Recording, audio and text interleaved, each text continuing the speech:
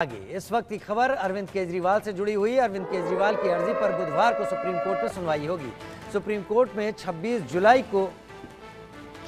जून को ये सुनवाई होगी। केजरीवाल को सुप्रीम कोर्ट से फिलहाल राहत नहीं, हाईकोर्ट के फैसले का इंतजार करें। सुप्रीम कोर्ट ने कहा 2 दिन में हाईकोर्ट का आदेश आ जाए। सुप्रीम कोर्ट ने यह भी बात कही है।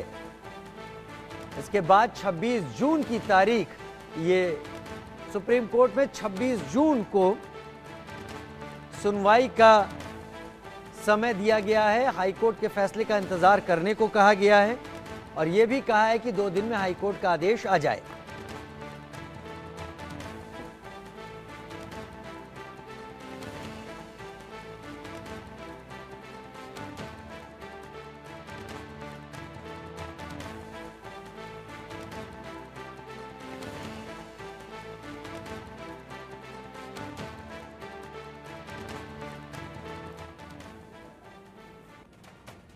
केजरीवाल को सुप्रीम कोर्ट से फिलहाल राहत नहीं मिली है। 2 दिन के अंदर उन्होंने कहा है हाईकोर्ट से आदेश आ जाए और यह भी कहा है केजरीवाल के वकीलों को कि वो हाईकोर्ट के आदेश का इंतजार करें। 26 जून को सुनवाई के लिए समय तय किया है सुप्रीम कोर्ट ने। इससे पहले हाईकोर्ट की तरफ देखने को कहा है कि हाईकोर्ट इसमें अपना फैसला सामने रख दे।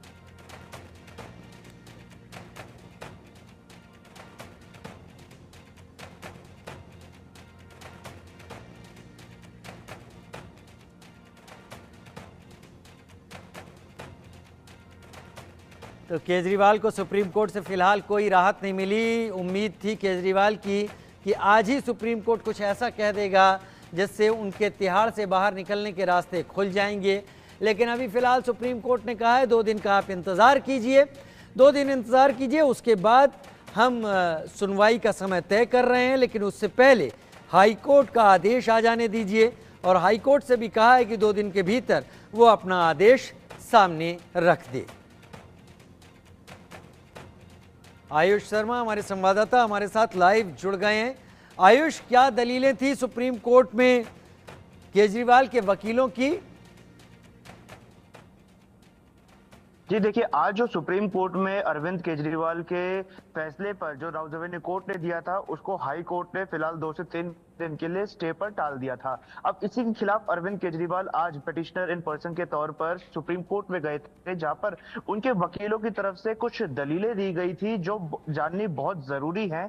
सबसे पहली बात ये थी, उन्होंने कहा था कि सुप्रीम कोर्ट ने ही अरविंद केजरीवाल को छूट दी थी कि वो जितनी बार चाहे उतनी बार बेल के लिए कोर्ट का दरवाजा खटखटा सकते हैं। ये थी पहली अहम बात।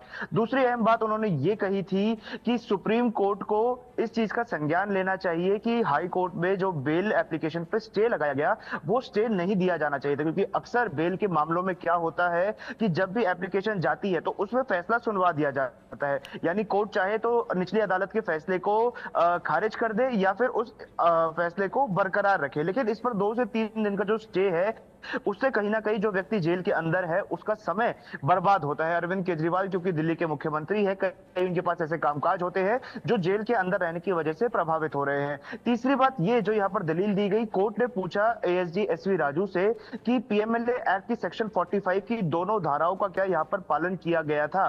सेक्शन 45 ये बताता है कि एक व्यक्ति को जो पीएमएलए के तहत गिरफ्तार किया गया है, क्या उसको जमानत मिलनी चाहिए और नहीं, और अगर जमानत मिल रही है तो किस कंडीशन पर उससे जमानत दी जाए। ये चीजें सेक्शन 45 बताता है। तो जिसके जवाब में एएसजी एसवी राजू ने कहा था कि इसका पालन नहीं हुआ। हालांकि अरविंद केजरीवाल के वकीलों की तरफ से ये दलील दी गई और ये चीज बताई गई कि उन्होंने हाई कोर्ट में 10 से ज्यादा ऐसी पुरानी हियरिंग्स का जिक्र किया जहां पर बताया कि सुप्रीम कोर्ट में ऐसे मामलों में बेल दे दी जाती है। हालांकि लगातार अरविंद केजरीवाल के वकीलों की तरफ से यह बात कही जा रही थी कि इस पूरे मामले में जानबूझ के देरी बनाई जा रही है। ऐसे कह सकते हैं कि डीले टैक्टिक्स का इस्तेमाल किया जा रहा है, जिसकी वजह से अरविंद केजरीवाल को ज्यादा से ज्यादा जेल के अंदर रखा जा सके। ये कुछ अहम बातें अरविंद केजरीवाल की तरफ के वकील की तरफ से कही गई थी। तो वहां यह जानना भी जरूरी हो जाता है कि ईडी की तरफ से सॉलिसिटर जनरल तुषार मेहता और additional solicitor general SV Raju की तरफ से क्या कुछ बयानबाजी हुई। ये बात सबसे पहली जो बात रखी गई एसजी तुषार मेहता की तरफ से, उन्होंने ये बात कही कि अरविंद केजरीवाल ने जो ये पिटीशन डाली है सुप्रीम कोर्ट में चैलेंज किया है और इसमें ये चैलेंज बनता ही नहीं है। इसका कारण उन्होंने ये बताया क्योंकि अभी हाई कोर्ट ने स्टे दिया हुआ है, तो आप स्टे के ऑर्डर के खिलाफ पहले से कैसे आ गए? क्योंकि अभी हाई कोर्ट ने अपना फैसला नहीं सुना है, तो जब तक हाई कोर्ट अपना फैसला नहीं सुना देता, सुप्रीम कोर्ट में आखिर आप चर्चा किस चीज के ऊपर करेंगे? क्योंकि अभी आपको पता ही नहीं है कि हाई कोर्ट क्या कुछ फैसला इस पूरे मामले में देने वाला है। दूसरी अहम बात जो बहुत उनकी तरफ शुक्रिया से कही गई जानकारी थी, के जी। साथ हमारे साथ जुड़ने के लिए।